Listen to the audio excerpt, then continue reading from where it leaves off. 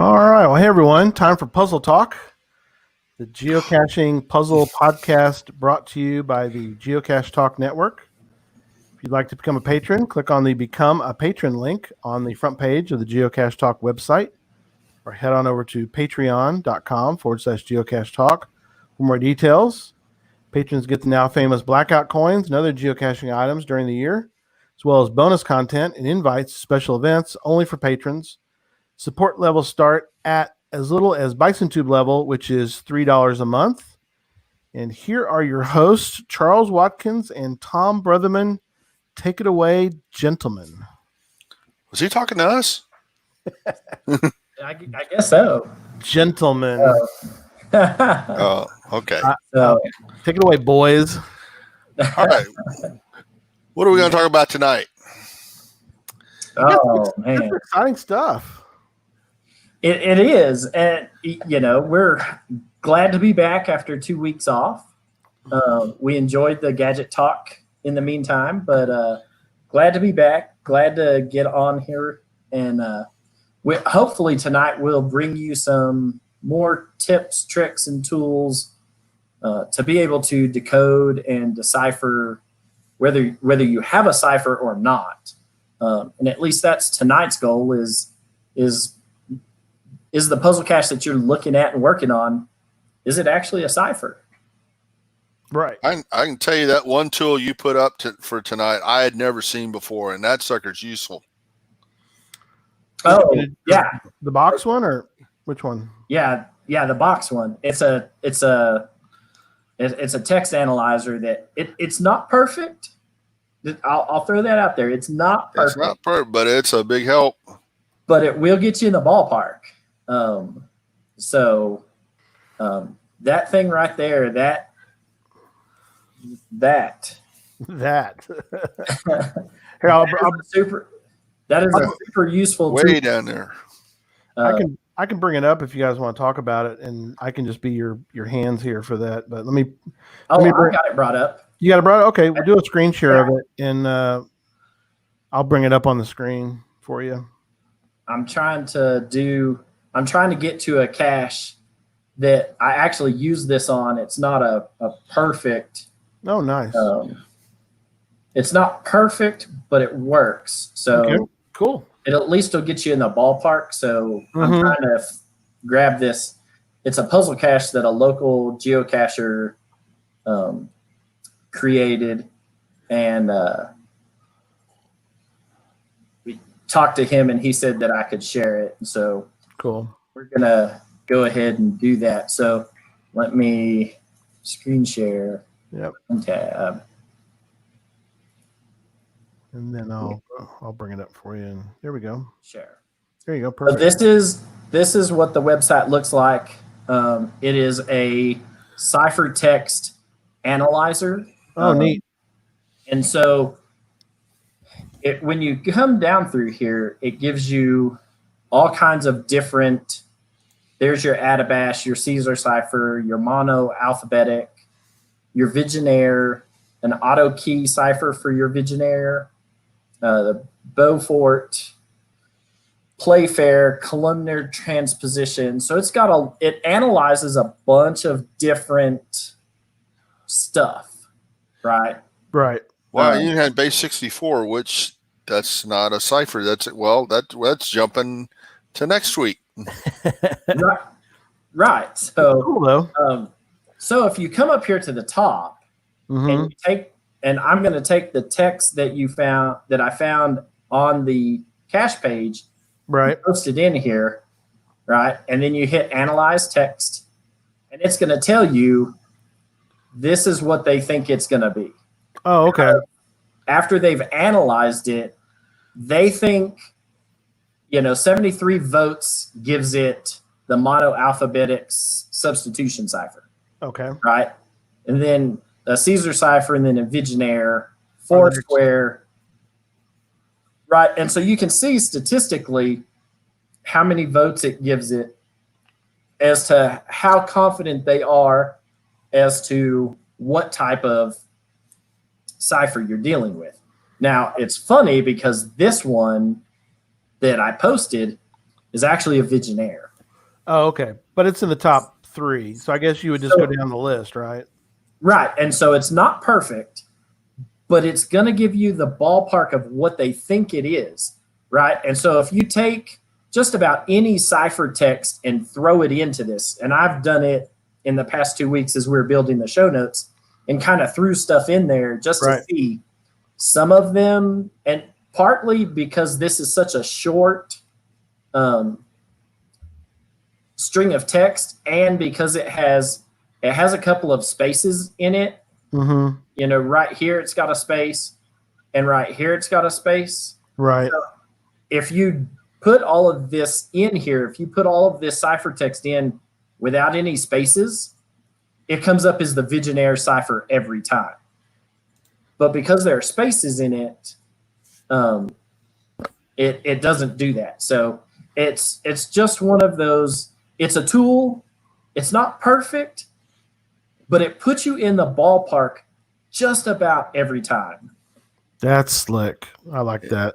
Yeah, the first one I put in there, it didn't have a clue, but I thought, okay, well, let's try something else. And then, yeah, it, like I said, it doesn't do everything, but just knowing what you find out right there, if you don't know anything about ciphers, that's a major help.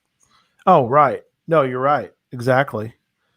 And just to let everybody know, we're going to take all the tools, and I know that Jeff May created a nice wiki page for it, so we might try to expand it and also put a link to it on the Geocache Talk page under the column or under the category of puzzle talk to kind of help everybody too. So it's coming. It's not there yet, but we'll have it all kind of updated for that soon.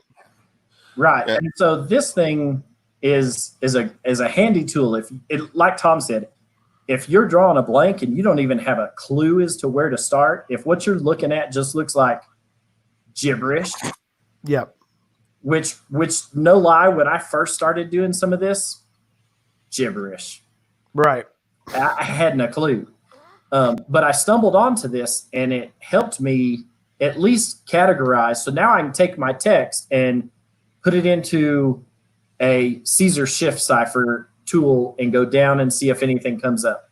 Right. Well, nothing will. But if you put it into a Vigenère cipher decoder tool, it'll decode it. And the fun thing about this is it will tell you what the code word is. Oh, wow. Boy, that's if you go to and we talked about this in the very first show, or maybe the second that I was gone for, but the geocachingtoolbox.com has a Vigenère cipher tool that will decode it without having the keyword. Wow. And in the end, will tell you what the keyword was. Wow, that's cool. And that's a big deal. Cool. But half the battle is knowing what kind of cipher you're playing with. Yeah, or even if it is a cipher, which I think is or if it's even a cipher, yeah. Yeah, part of what we're talking about tonight. Excellent. That's that is awesome. So it's a handy tool. And like I said, it's not perfect, but if you're sitting there looking at it and kind of doing like this, yep, it may be a great place to start for you. Right. So you got a couple other online tools. Is that something you just have in there for reference, or did you want to mention what you got there? Yeah, I'll let me. So the next one that I have is Field Manual 34-40-2, and if you know, Field Manual is used by the Department of the Army.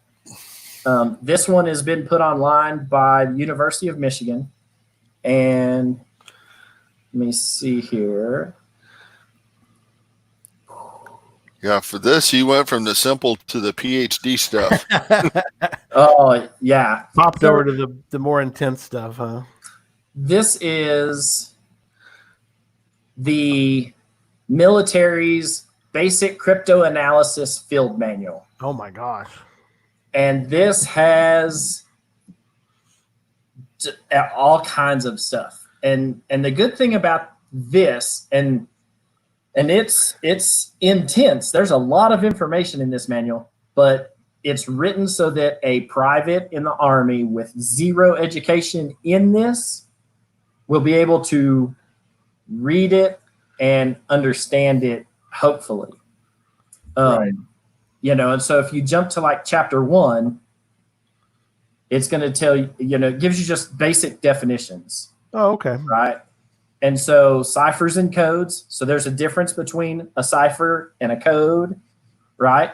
And then this goes into the difference between ciphers and codes, in enciphered codes, and takes you through. There's a lot of stuff that this manual takes you through. Right. You know. Ciphers and codes. You know, codes that'd make a pretty cool show, I think. Yeah, I think that's the plan for next week. Well, what do you know? That's the show next week is codes. Well, ciphers and code. Ciphers and code, isn't that like geeks and nerds? Same thing? No, a little different. No. Close. I'm a geek. But is it like the only people who care about the difference between geeks and nerds is geeks and nerds? Geeks and nerds, yeah, kind of. No, there's a big difference between a cipher and a code. Is there? Okay. Yeah. Yeah. So next week we're gonna decipher codes. That's a bad way to put it. We're going to discuss. We're going to discuss codes. I like it. Right. Code discussion. So the one thing about this Army manual is that it does both ciphers and codes. You can see down here at part 6.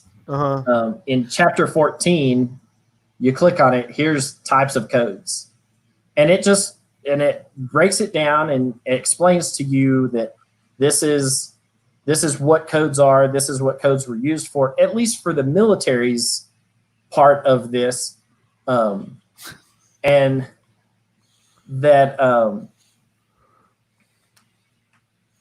which is where most of this stuff started from, right? Most of this started because you wanted to try to make some type of military decision, send it out on the front line, but not have your enemies be able to know what you were saying if they intercepted it. So everything was done in some type of hidden message, cipher, or code that you knew the key to, so you could decipher it, you know, and that's part of the way that most militaries either won a war or lost a war, is because their codes and ciphers got intercepted, got cracked, and the other side figured out what was going to happen before it happened.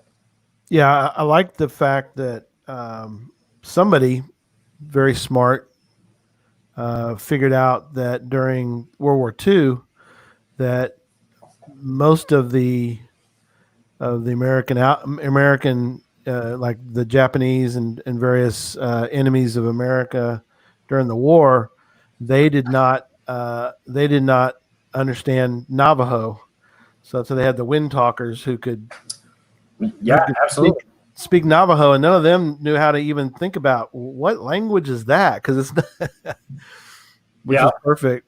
And Lyndon brought up the Enigma. Exactly, that's another example of. Absolutely.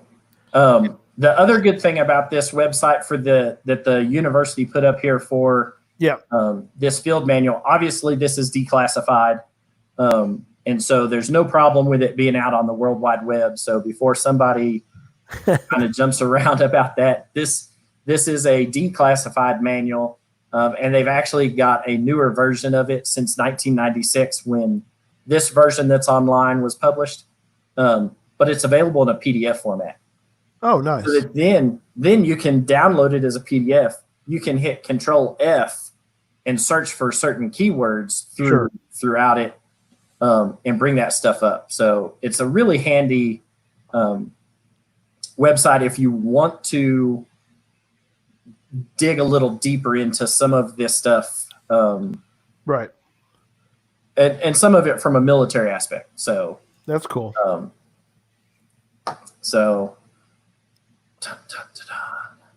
I like it. and And then as deep as that is, if that's public, that means there's stuff that's even deeper that isn't public. oh yeah, absolutely. Yeah.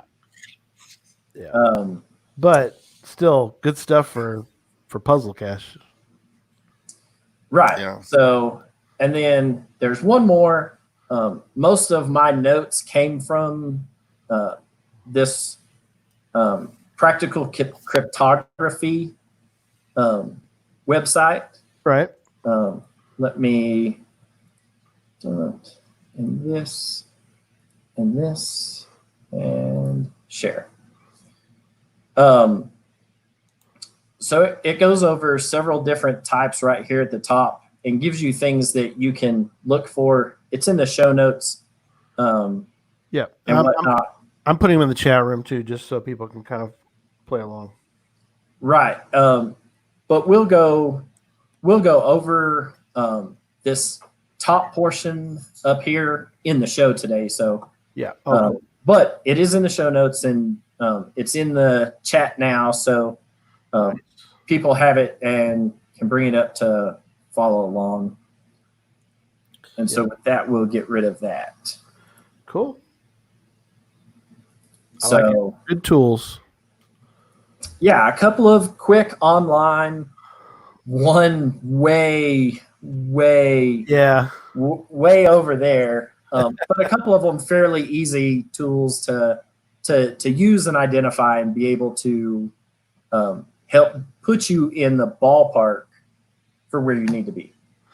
Yeah, and Lyndon brought up about the geocaching toolbox. Yeah, we talked about that last week, but yeah, that's a good one to have in your own toolbox. Is that website? Yeah. Oh, yeah. Absolutely. So a lot of people Hughes mentioned about not good at these kind of puzzles. That's why the show is here. It's something also that I know you guys will probably mention, but I think this is a good moment to mention it, and that is part of the thing of why you guys I know have a passion for doing this podcast is really twofold. One is helping people to go, I don't know what to do with this cache. I don't know what to do with it. I need help. But also, hopefully, people will see this and go, oh, I could hide something like that and have some fun with it. I did one recently in my area because in Greenville, Texas, there are no puzzle caches except if I put one out. So I put one out recently because, and a couple people have found it, but maybe people are in the same boat. I mean, where they live, it's like there are no puzzle caches near them. So maybe create one, and maybe the excitement of that people will kind of get interested, and it'll snowball from there. Yeah, I'm fortunate. I'm in a puzzle-rich environment. Yes, you are. Yeah, there was a cacher who reached out to me on Twitter the other day and was having problems with a puzzle that a local cache owner had put out. And between the time that I looked at it and kind of got back to them about it, they had already I asked the CO enough about this to end up with the final coordinates for the puzzle.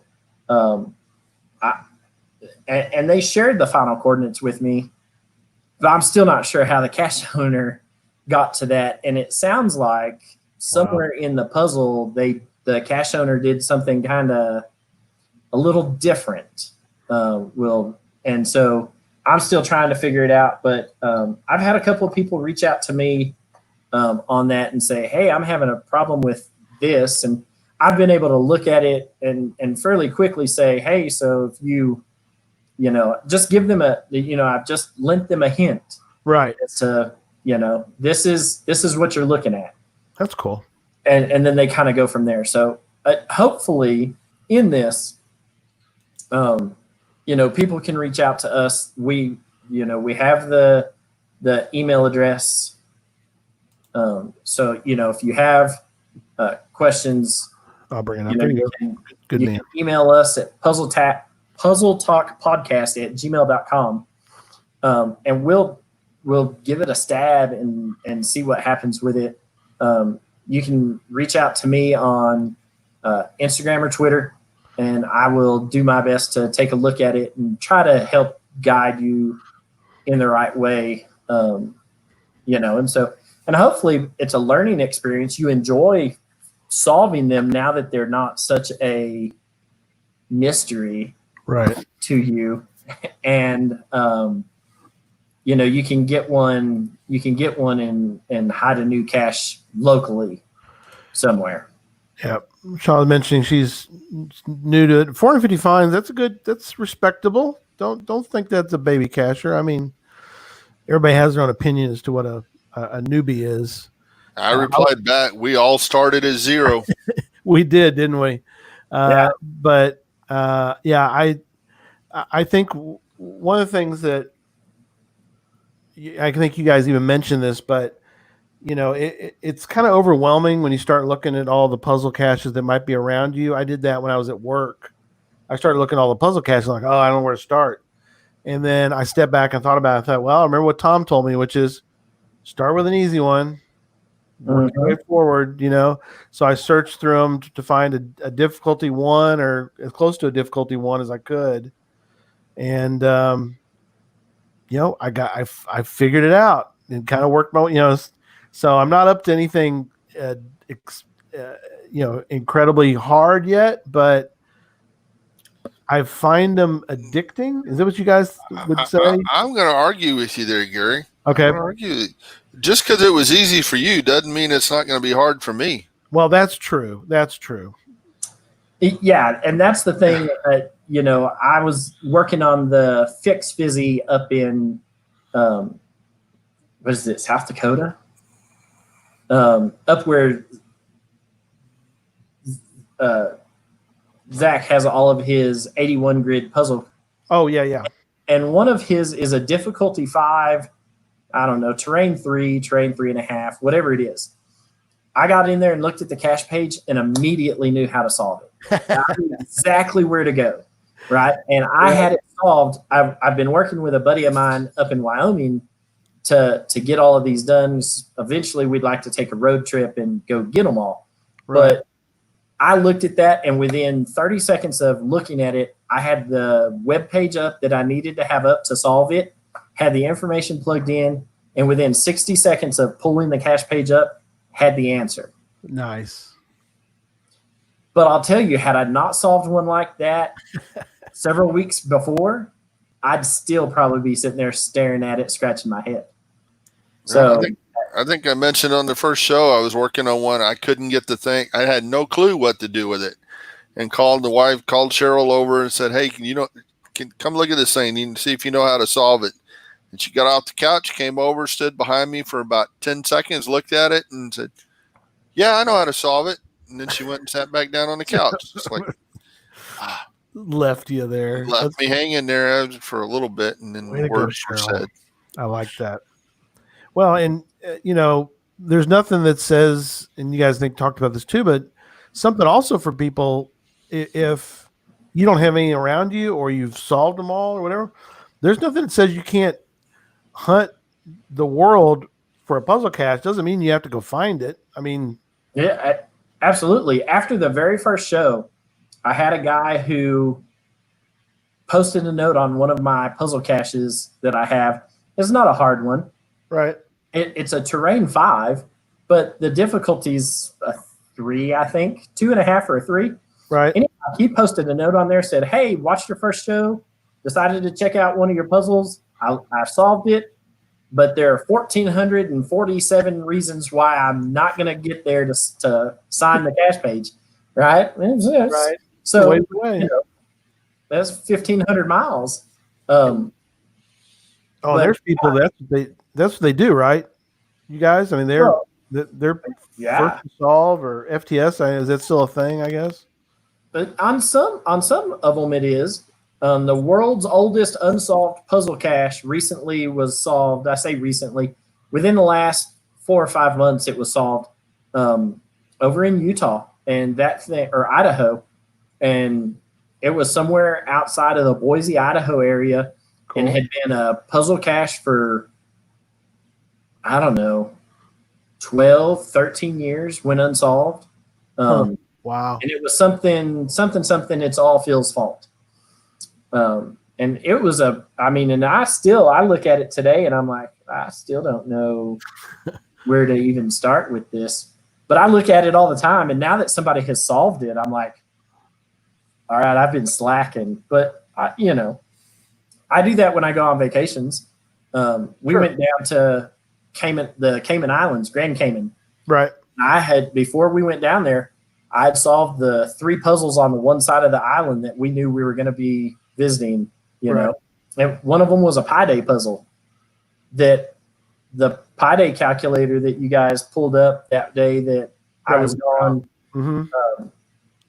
That's the tool that I used to solve it, and so Sweet. I knew right off the bat that when I got there, I at least had 3 puzzle caches solved and could go find them. So even if I couldn't find any of the rest of them, I at least had them solved and knew where to go.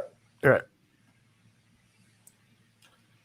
Nice. So I guess the next thing is getting into this so where do you start? Right. So where do you start? Right. One of the things is character counting. Yeah, I saw that in the notes. You'll have to definitely explain what that is. So character counting, if you've got a cipher code that's A, AAAAAAB, ABBBA, BBBAA, right?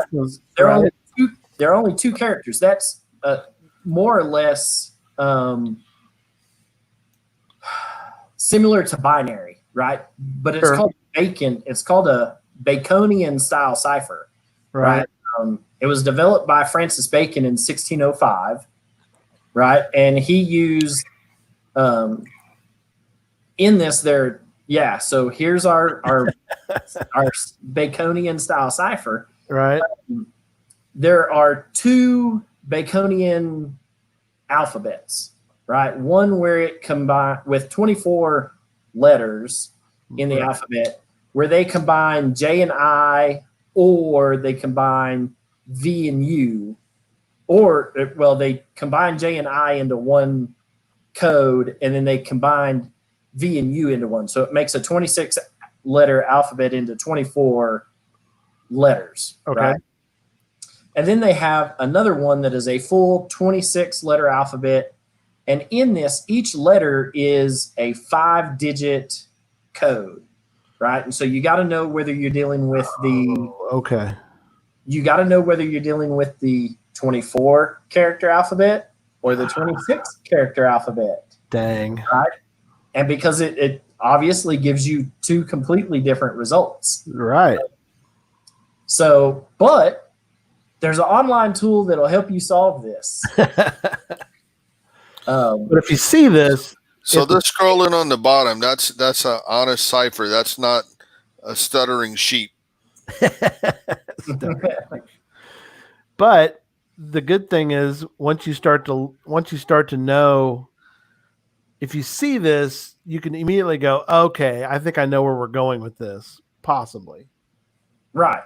So if you see something and it's straight up just 2 letters, and it doesn't matter what the 2 letters are, they can be Q and P. Right. But if all you saw was Q, Q, Q, P, P, Q, Q, Q, Q, Q, Q, P, P, P, Q, P, right? And you got a 2-digit alphabet of whatever the case may be, you've got some style of a Baconian cipher, right? And, Francis Bacon developed it back in the day, and it's no different than simple binary for what is the, I, or right. O. right? Zeros and ones. Zeros and ones. Yeah. Zeros and ones for binary. I said I. It should be a one. Yeah. Somebody will get me here in the chat room here in a second. There you go. And they all come in. Each letter is its own unique five-digit long deal. So BAABB is one letter. 5 letters in this is one distinct letter in the end. So, so just know that going in, that if you look at it and there are only 2 characters in the ciphertext, regardless of what they are, more than likely at some point you have some Baconian style cipher. So that would be one letter. That's one letter. One letter. Okay, gotcha. Makes sense. Which it can be very, you can really obviously you can make it really difficult, because you could take that and be the first letter of a sentence. Have a sentence that's five words, and it starts with a B and goes to an A or whatever. Right. And so look at this, Gary. Oh man, which one is this? It's going to be this one, I think. Okay. So this one's not a good cipher if you're in the military and you got to get something to the front line and they have to decipher it on the fly real quick. Right. Yeah, not something good. But if you look in this, so this is your geocachingtoolbox.com. Right. And this is your Bacon cipher. Yep. Right. So here's your standard I equals J and U equals V. Or if you click on this, there's the second V2, which is distinct values. So when you look down here at the bottom, here's your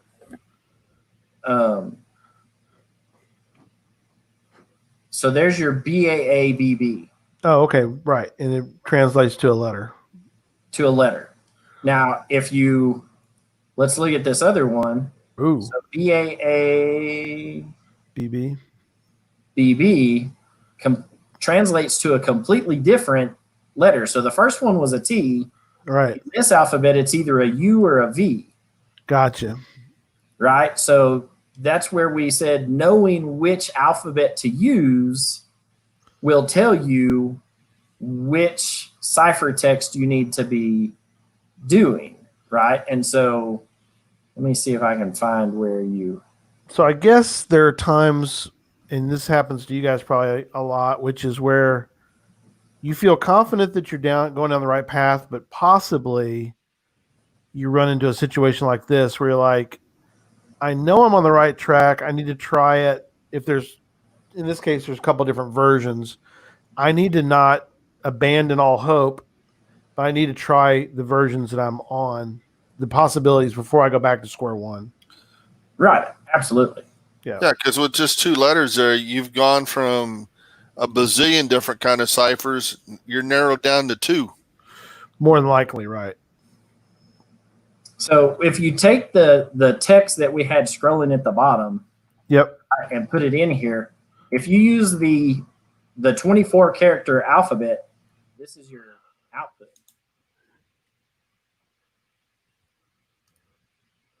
Right. But that doesn't say anything. That's that gibberish that we were talking about. Yep. If you sat here and flopped that, right? Yep.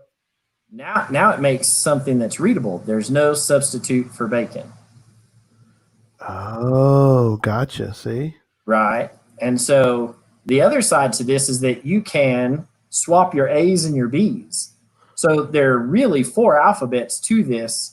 If you swapped your A's and B's, it comes out to some other text. Right? And then you do that with the V2, even though that we know the V2 is what was used to create this. Yeah. If you swap your A's and your B's around, again, going back to if you know that you have... That's what we're talking about, yeah. Yeah, so that inverse Bacon cipher. So if you know that you have two digits, regardless what it is, A's and B's, P's and Q's, Right. You know, ones and zeros, right? You can plug it into this Bacon cipher, and if for whatever reason it doesn't make sense, check the check mark and see if they did a inverse. Tweak it a little bit. Tweak it a little bit. I mean, again, these are all just tools to help you, figure out what you may be dealing with.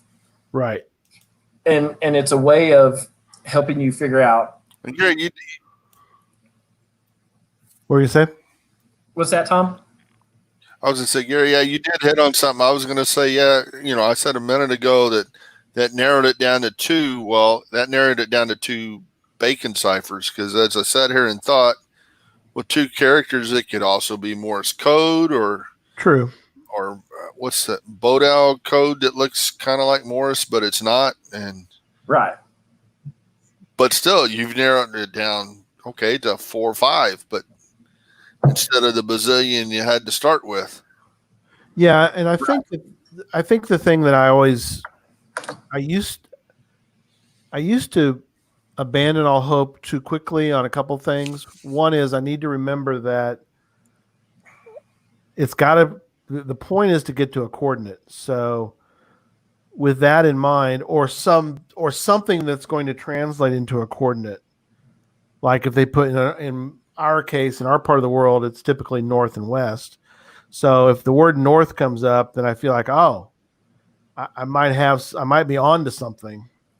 I might be going down a correct path. Right. And that was something that I brought up at the very end of the first show. Yeah. Was know your home coordinates or the coordinates for where you're trying to solve the puzzle. Because if in the end, what you get to is if you know that the home coordinates are supposed to be north 107, right, then at some point that whatever you're deciphering needs to end up with an in 107, right, or in 100.07, whatever the case may be. But if you've deciphered something and you've gotten to that point, keep running with it at some level because you're on the right track for something. Right. I would say go ahead and finish it because sometimes I've seen some where, people do it how you're really supposed to do this stuff and spell things wrong, add extra letters.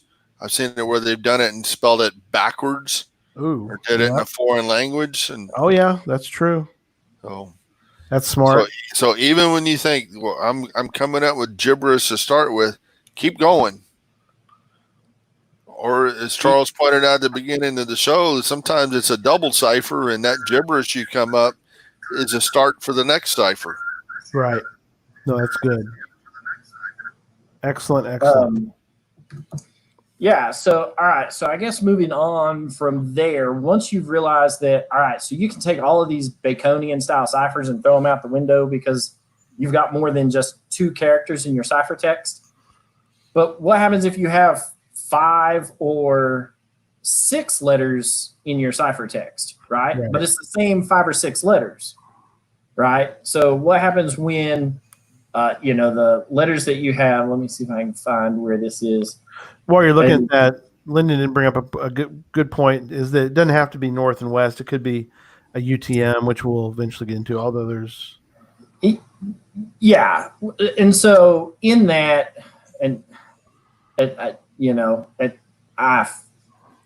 like UTM because I spent 10 years in the Army. And so being able to read that and know that that's a 10-digit coordinate, and that's going to get me plus or minus 1 meter somewhere in the world. I understand that. Most people, when they sit there and look at UTM coordinates, they ain't got a clue. Right. They just don't. It's not something that we use. Right. Or another format. So the puzzle that I was helping the cashier in California look at was decimal format. Right. So it wasn't even decimal degrees. It was straight up, 39 point. Oh, right. 11111111111. Right. Minus, 107. Right. This. Right. And so you then had to, once you deciphered the puzzle and got your coordinates from it, you then had to transpose it into another coordinate format that you may really understand. Right. Most people don't understand UTM because it's not something, I mean, that's something that the military uses. Search and rescue uses it, but it's almost exclusive to a very small niche part of the general population that even knows what a UTM coordinates are used for, or who uses them day in and day out. Right. The good part is, I was going to say real quick, is that I first learned it just because I happened to see it on a cache page. So yeah, that helps, I guess. And the UTM coordinates are on every cache page. Yeah. And your Garmin or your GPS unit device, whatever you may have, I was drawing a blank on what some of the other, since Garmin's kind of worldwide and handheld devices now. Yeah, Garmin, or I was thinking Oregon, but that's a Garmin too. But Magellan's what you're kind of thinking. Magellan's, right. So the different manufacturers, all of their GPS devices, I've got one of those still, and it works now, but I still have it. But in fact, I've got a couple of these right here on my desk. Yep. Because I've offered them to some brand new cachers on a geocaching page that said, we're looking at getting our first handheld device. I've got 3 of these, and so I've offered them up. As long as they pay shipping on them, they work. I've got 2 eTrex Legends and this eTrex Vista. I'll just send it to you. You pay shipping, I'll send it to you. It doesn't cost you a dime. So then you got a cool. I think we're gonna stay on ciphers tonight and codes, but that's for another show, Derek. We'll get into UTM and other stuff down the road. Yeah. So, yeah. Yeah, because I'd like to know. Yeah, really, that's good stuff. All right, keep going. I'm sorry. No, you're good. It's all good. Let me see if I can.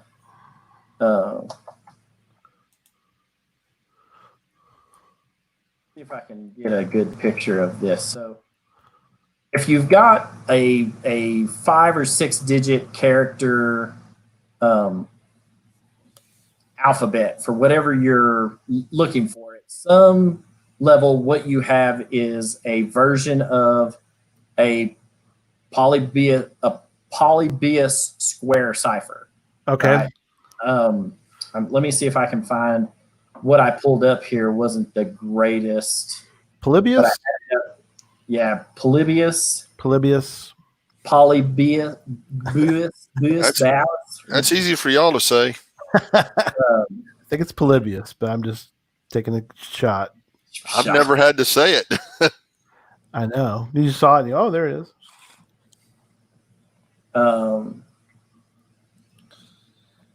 So this is going to be the first one I thought about when you said 4-digit thing was a DNA cipher, and that uses just, I think, GCA and T, and I never thought about that being that poly thing. I can't even say it. Polysibilis. Polybius. Yeah, that thing. Man, I'm trying to say it is a venereal disease.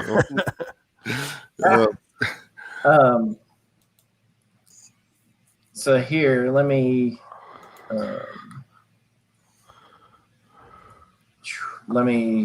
You're fine. Share this with you. Okay. So here's your square cipher. Right. Right. And so what it gives you is it'll give you 1 1, which equals A. Right. Or it'll give you 3 2, which will equal an N.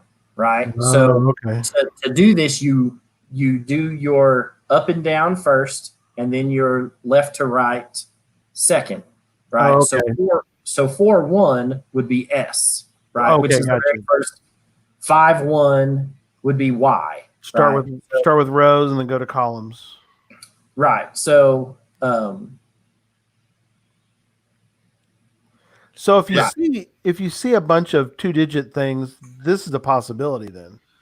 Right. So the other side to this is, let me get rid of that. So is the other, and you're probably heading there. The other very similar thing is tap tap.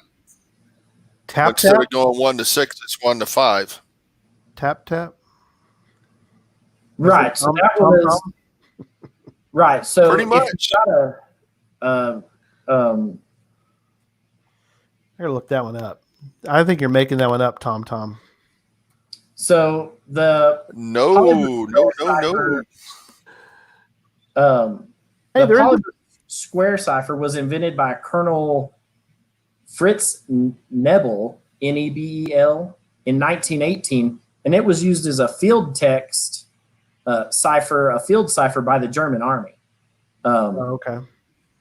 And at some level, this is kind of a complex. It can be a complex cipher because you can have a code word at the very first of it. So whereas Okay.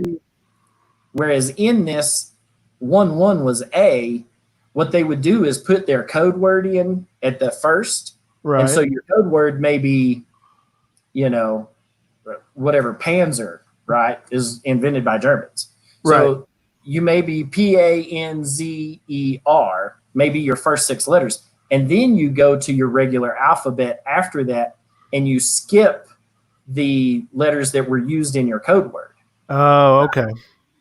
And so sometimes this can be, and this is the hard part about this, is that if you go on to Google Images and just put in that you want to look at a Polybius square cipher, right? And look at all of the different images that pop up, they have it where the numbers are integrated with the letters. Ooh. And it's all over the place. There's no, so that's the hard part about this is you've got to know which square you're working off of. And so this can be a really complex cipher, but like Tom said in the beginning, this thing, when you get it, is you've got to go through and decipher it letter by letter by letter, 4-1, 5-1, 3-1, 3-1, right? And decipher it all out. And if you use a different code word in there for all of this, it can really take a long time to decipher a message if you need to do it with a quickness. Okay. And Gary, the chat room's caught on, so I wasn't pulling your leg with tap tap. That was Hanoi Hilton. Yeah, it's a legitimate thing. So not only was it just numbers, it was, you're tapping on the wall, or if a guy was out in the yard sweeping, it's somebody sweeps left, somebody right. Oh wow, yeah. Or blinking. That's true. That way they could communicate with each other and the guards wouldn't have a clue what was going on. Right. I love it. That's interesting. I know we mentioned this one. This is a good site too for ciphers is Rumpkin. You might be able to kind of go down the list maybe and kind of try different things. That's what I started with that and Wiki and Google. Okay. But when I got with this and I was still learning stuff, I just take the stuff and run it through everything till I found one that hit, Right. or got close. Got close, yeah. Polybius square. Yeah. So if you put that into Google, you'll get 1 million image results back from it. So you just kind of, if you're going to make one of these, you need to try to do a fairly standard one, unless you're going to offer some hint as to which, different alphabet you used for your puzzle when you created it. Right. Yeah, and I talked about, I think on the very first show, is for being a newbie at it, I created a puzzle, but I made the mistake of using what I thought at the time was an okay website, but it turned out that the site went away. And so people would come along and go, "Oh, okay, let me go to your website that you've given us to use, as part of the part of the cache page, and it's like, well, doesn't come up. It's like, well, where do I go now? So I had people contact me, and it was like, oh no, I'll go fix it. So I had to find something that was more stable, I guess. So you had to be careful, I guess. Well, and with this, I know that I was gone on the last show, and I know that y'all talked about this, but I hate puzzles that use Wikipedia as a source. Sure, because they change. Because any end user in Wikipedia can get in and edit it. Right. And once it's been edited, then what you started with in the beginning is now garbage. It's not worth anything, because your data source all of a sudden changed. Not worth the paper it was printed on. Yeah. There's a puzzle here in San Antonio that actually depends on that. It uses Wikipedia, but the coordinates are on an older page. And you've got to know, what Wikipedia page to look for to begin with, what subject, and then what date version you need, because it was changed and then it was changed back. Whoever had the page thought, what's this garbage, and changed it back to what they had. Right. But the old page with the coordinates is still there. You can still see it. Oh, okay. Yeah. Yeah. The one I used was this one, which was an ADF GVX. GX. So that's the same. That's going to be the same thing. Now, there's some interesting facts about this. Do you know why those 6 letters were picked for deciphering, for creating your rows and columns? I do not know that. That's a good question, because I found it someday. I'm trying to remember. But why did they use that? Why do they use ADF GVX for people that are listening and are not watching? I know. Tom, do you know? If I did, I forgot. Gary, do you know? I don't think I do know. I think I did at the time, maybe, but I don't remember what it was. I have a note here that was Lieutenant George Painvin. Is where was part of my part of the clue on the cache page. So I'm assuming that something in French. It's because those letters, when translated by Morse code, are distinctly different from each other. Oh, okay. And so there's no mistaking, was that a A or was that a B, right? Oh, they are so vastly different from each other that there's going to be no confusion down the wire somewhere when it's sent over Morse code. So that's why those particular 6 letters were picked, was because they're so vastly different when being sent via Morse code. Oh, wow. Okay, yeah. The ADF GVX cipher was a field cipher used by the German army on the Western Front during World War I. Was in fact an extension of an earlier cipher called ADF GX. It was just right. It was expanded, but yeah. Right. So it was expanded by 1 letter for what? Add numbers. Add numbers. Oh yeah. Okay. Right. So you got a roughly 26 letter alphabet in English. You extend that from a 5x5 25 square to a 6x6 36. Yeah. Now you can account for 0 through 9. Right. Where if you just had the ADFGV, you only have enough room for 25 characters, which is usually A through Z, where you either combine U and V, or you combine I and J. Gotcha. Typically, that's how that works. Nice. Not always the case, but typically. So the other thing to that is that if you're working on something and you're counting the different characters, right, you end up with 25 characters in your ciphertext. Okay. More than likely, you're going to end up with something in this group, the Playfair, Foursquare, Bifid, ciphers. Those all have 25 characters in their alphabet that's used. And so if you're sitting there looking at your ciphertext and you're like, there's no Q in any of this. So I only have 25 characters out of my 26 character alphabet. It's probably not, don't hold my feet to the fire on this. But more than likely it's going to fall into this genre of types of ciphers. Kind of a box, right. It's typically a box style, I guess you could say, versus a string. Right. Is that a way to put it? Okay. Yeah, and these can be as complex as people want them to be as well. So, yeah. Ed mentions about CryptoCrack was another one, very useful software in addition to the websites. Cool. All right. And then in the end, if you've got 26 characters in your ciphertext, you've got some type of mono or polyalphabetic cipher, right? That's your Rot 13, your Caesar shift ciphers. Right. You've got some version of that where there's simple substitution or shift ciphers or columnar transposition ciphers. There's a whole host of them that fall into that mono and polyalphabetic ciphers.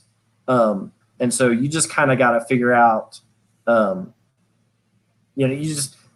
if you can sit there and look at it and say, I've got every letter in the alphabet, it rules out a couple of things. There's no more Playfair, Foursquare, or Bifid ciphers. There's no more Bacon cipher. There's no knock, tap code stuff. There's no. If there's 26, you're saying?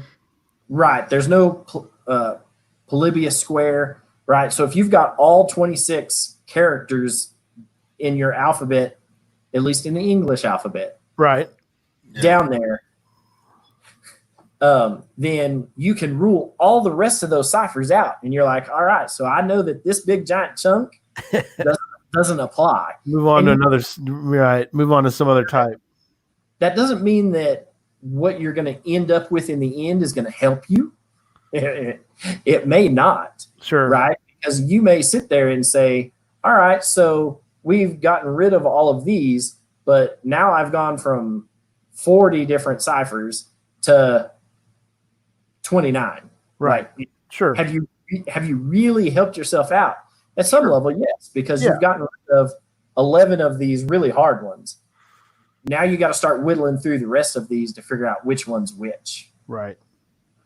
So, and then the last thing that at least that I've got in the show notes for this is that if your text consists of a mix of uppercase letters, lowercase letters, numbers, and ends at the very end of your string of random uppercase, lowercase, and numbers, at the very end of that string, if it ends with an equal sign, you have some type of base 64 encoded message.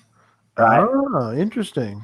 So somewhere in that base code 64 genre of ciphers, because all of the ciphertext will end with an equal sign.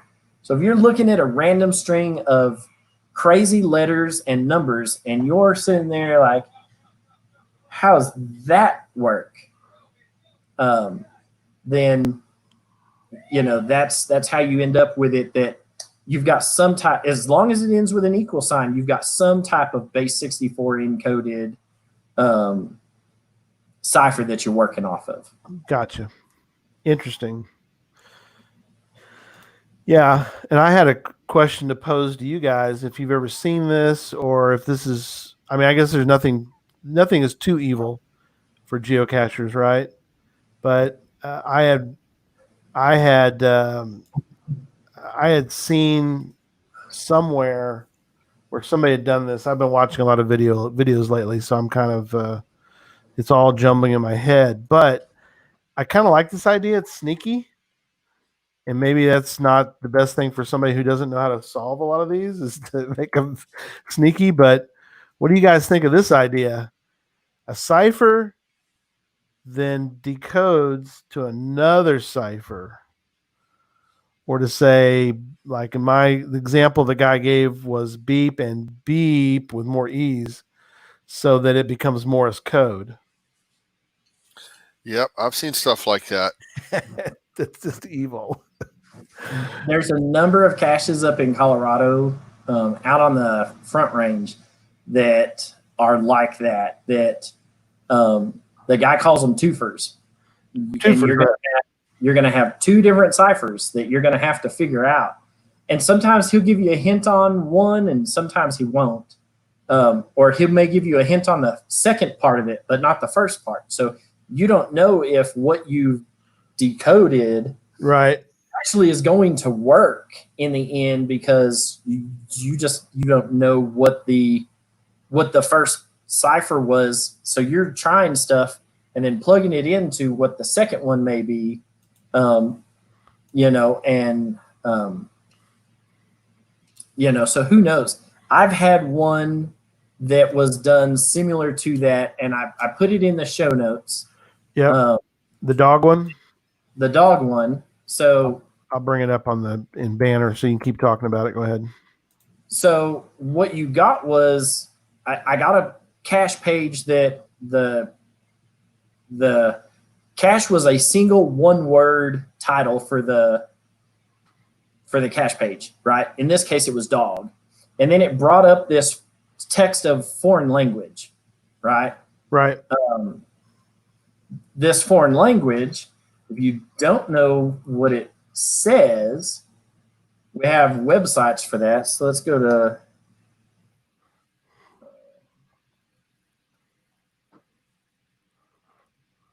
Interesting. Yeah, because I don't know what I would do with the dog part. I'd be like, what? So let's go into this and show this. And so if you didn't know what it was, but you needed to detect the language, right? You put that in, right? It's going to tell you that, oh, it detected German, right? And so it gives you your translation, and then the second part of that cache page brought up a Morse code text that you had. And so let's see, Gary, if you can. I put it in the show notes, the Morse code text. Yeah, I'll bring it up on the banner here just so people can see it as well. So interesting. So that's the code that it brings up, and that's Morse code. Sometimes let me get rid of. All right, so when you do some of this, when you bring up this so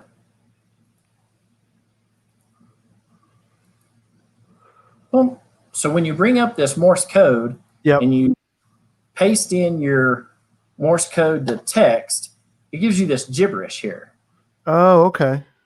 Right, and so that's what this cache page did. It gave you a foreign language. In the example I'm giving, it's German, and some Morse code, and then it gives you this. Which you think at that point you screwed something up.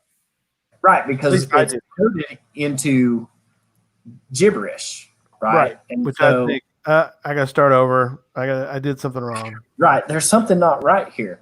So this is part of that too. Well, if you know that there are a code and a cipher that you're working with, correct, right, then you know that you have to do something with this gibberish. And so if we got rid of that, but brought up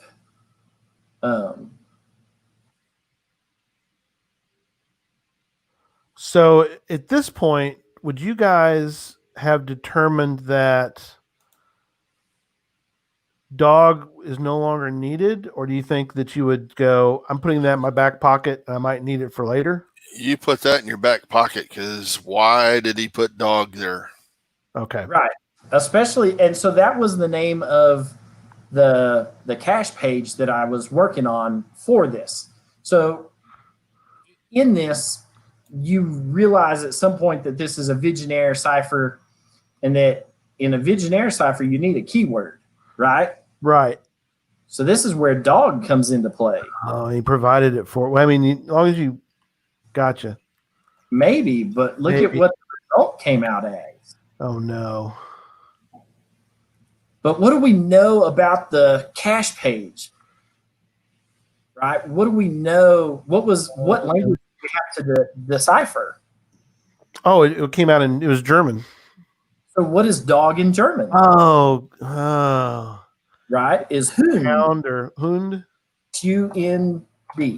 And all of a sudden now when you type in the correct language for the code word, dang it. now it says you will find the cache at N38 291. Nice.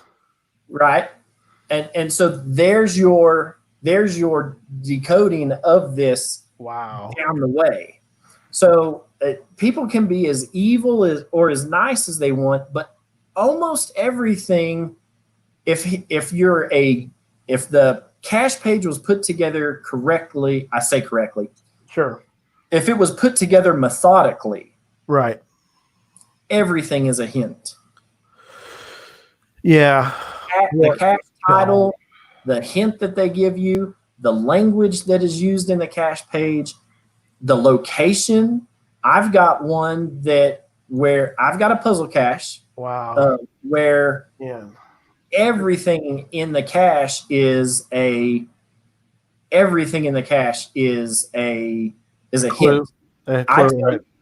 I tell you that the given coordinates are not where the cache is, but it's a good place to sit and ponder over how to solve it. Well, it puts you on a park bench, right? I give you coordinates, take you to a park bench on a public street corner, right? And sitting right above you, my puzzle for this is based off of flags. Okay. Right. But it sits you at the base of a flagpole. Oh, gotcha. Right. And so sometimes everything could be a hint. Right. Lindy brings this up. Lyndon, sorry. Unless you're including red herrings. Oh, and that drove me insane. If you're new, like when I first started, I know you guys probably, I'll be honest, red herrings turned me off to puzzle caches for quite a while. They're good red herrings though, that they'll let you know that you figured something out, but they'll let you know you did something wrong. Yeah, and that's something that I think, looking back on it now, I kind of gave up too quickly as far as that goes. But, I should have realized that I shouldn't have given up as quick as I did. But I mean, I was really into this puzzle cache, and I was into, and some of y'all will talk about it in another show. That's for another show, which is the HTML code. I got all the way in the HTML code, and I was monkeying around in there, and I was able to kind of decipher this and decipher. All of a sudden, and I got plain text. And it says, "Very good, you have found the red herring for this geocache," or whatever it was. And it's like, well, screw this, I'm done, I'm out, and I just quit on that particular cache. Because think about it, you learned something, though. I did, I know, but I was frustrated. And I gave up. And there are some. We've got a couple of cache owners out here that hide a bunch of puzzles, and they give you one of this guy's. He's got a series of them. They've got a red herring in each one of them somewhere. Right. You just don't know what it is. Sure. I don't necessarily like the red herring in the puzzle side. Yeah. I definitely like the red herring in the cache finding side. Right. I've got one that is an ammo can. It's up at above 10,000 feet in the mountains. Wow.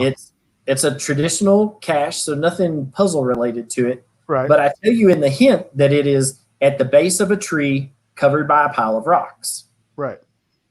Well, where it takes you is to a tree that's fallen over, Right. and it has several other trees alongside it. And at the base of every one of those trees, I have gone out and put a giant pile of rocks. Oh no. So you have to look in every pile of rocks until you realize that it's at the base it's underneath the tree that's fallen over. So the tree's fallen over and the ammo can's way down here at the base down by the root ball, covered by a pile of rocks. Nice. That's where I like my red herrings, especially on a puzzle. Yeah. Right. You, because if you have worked that hard to get through a couple of my puzzles, I'm not gonna finding the hide is not gonna be hard, right? But I've got somewhere it may be an easy puzzle to solve, but actually finding the cache or getting your hands on the cache is a whole nother ball of wax. Right. So I like red herrings, but I don't like them in the cache page. You can make the cipher, the puzzle, the whatever you're working on hard enough that you don't need a red herring in the cache page. I prefer to put mine out physically in the world. Physically, yeah. You What do know, you think, Gary? It'd take us about a week to find that one of his because we'd have to get up there for 3 or 4 days and just get used to the lack of oxygen. Exactly. I'd die on the way up, but I would, like you said, I would need to acclimate before I could find that cache. yeah, and you know, and I've got several that are up above 13,000 feet here in Colorado. It's hard to get a physical cache higher than about 13.6, 13.8. Most of the 14ers are in a wilderness area. Oh, so you're not going to be able to have a physical cache in a wilderness area. If it was placed way back in the day, then they've grandfathered it and let it stay. right. There's one at the top of Mount Sniffles that's a 14er here locally. It's the closest one to me. Right. And there's a geocache at the very top of it, smack dab in the middle of a wilderness area.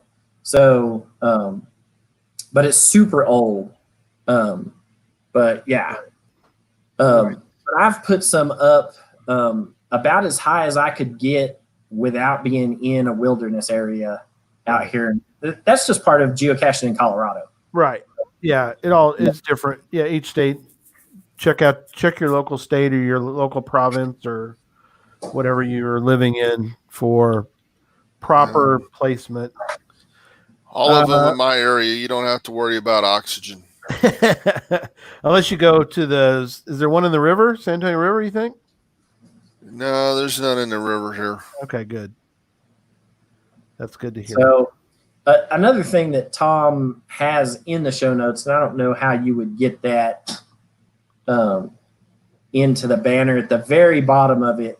He put he's got some stuff so you'll be able to see it in the show notes.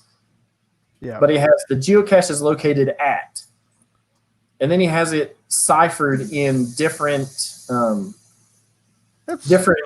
alphabets. Interesting. Using different ciphers.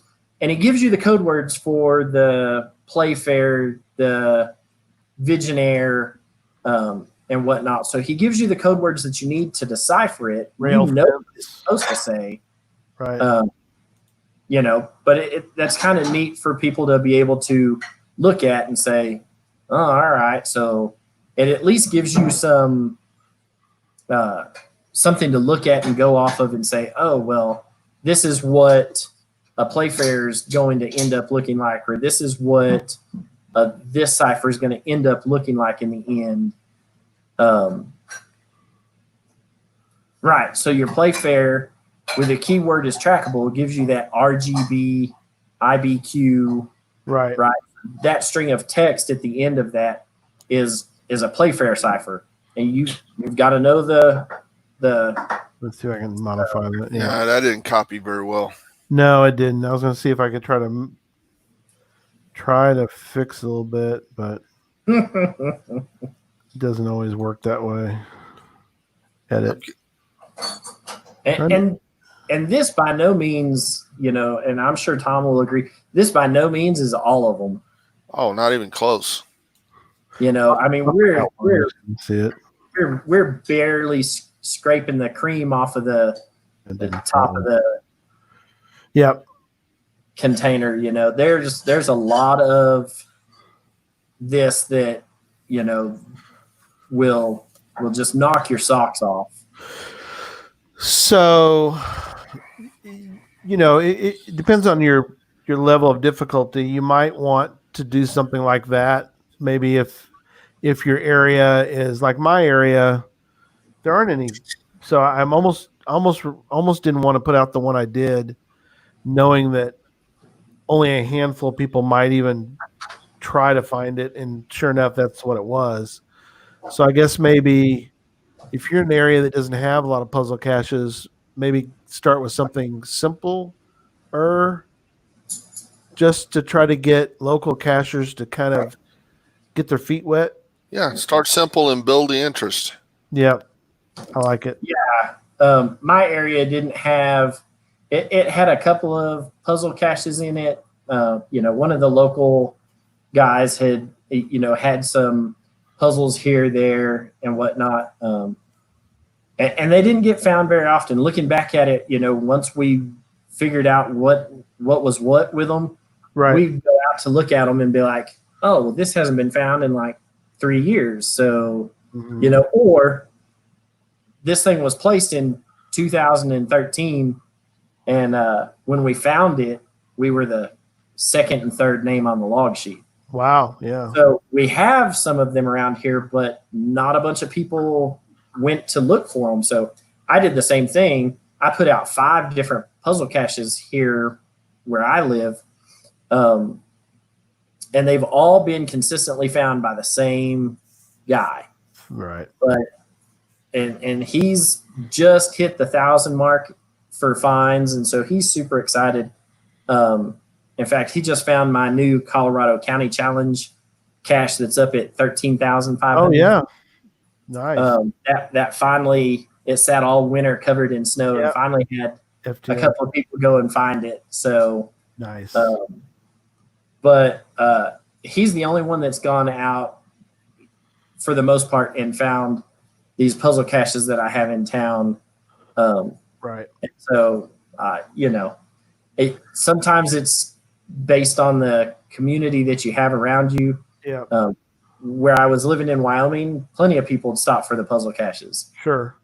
Where I live at here in Colorado, not so much. Not as many. Well, hopefully we can all come up with, if we don't have a lot in our area, maybe come up with some sort of creative thought as to possibilities. I mean, once we get past what we're in right now,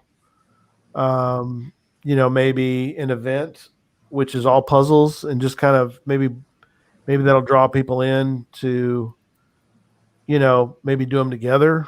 I'm just trying to think of different ways to maybe get people. What are some things, Tom, that you guys have done down there to maybe get more interest in puzzles? Every couple years, we have a puzzle solving class.